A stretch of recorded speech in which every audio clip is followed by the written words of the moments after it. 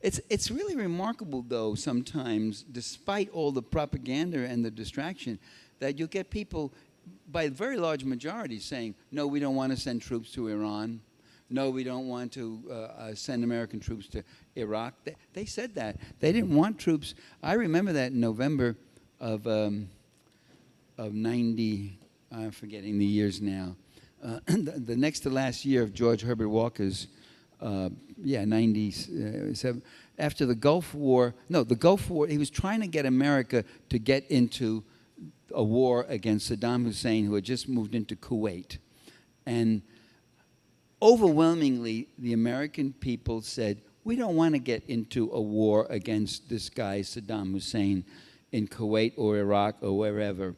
And then in that November, they ran a poll, and the poll read, I remember it very distinctly. I wrote it up, too, somewhere.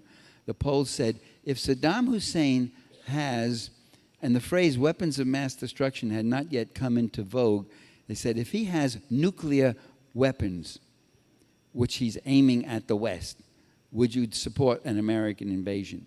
And then it shifted from 70% no to 70% yes. It's like saying, if so-and-so is going to kill you, would you support taking action against him? What else are you going to say, you know? And then they started hitting it. He got nuclear weapons.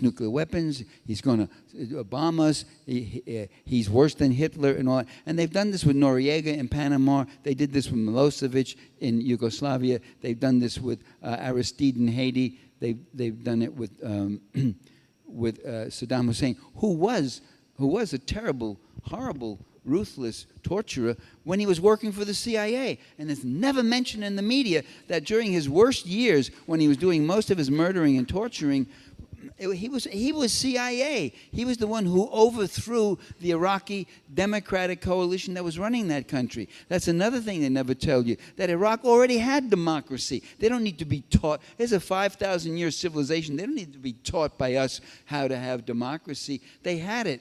And Saddam Hussein came in and he killed every constitutionalist, every Democrat, or drove them into exile or underground. And he did all that, and he was doing it for the CIA. And he only became an enemy. He only became an enemy when he got out of line on the oil quotas. He wanted a bigger part of the market. There's another lie. They told American people, you won't get any oil, you won't get any gas for your car. It was just the opposite. George Herbert Walker Bush, the old man, was worried about Iraqi oil coming on the market. It would crash the prices. There was a surplus of oil at the time. And Saddam Hussein wanted a larger oil quota, which means he wanted to sell more oil to us. It was just totally turned around. Never mentioned. Those issues are just totally left unmentioned and undeveloped. So the American people again and again get misled, and they're misinformed, and that's why it's very hard for us. But we have to keep speaking out, keeping yourself informed. If they get your mind, they get everything. I mean, they're trying to get your home, your pocketbook, your taxes, your this, your that, your wages, and all that. Make sure you're protecting your mind, too, at the same time.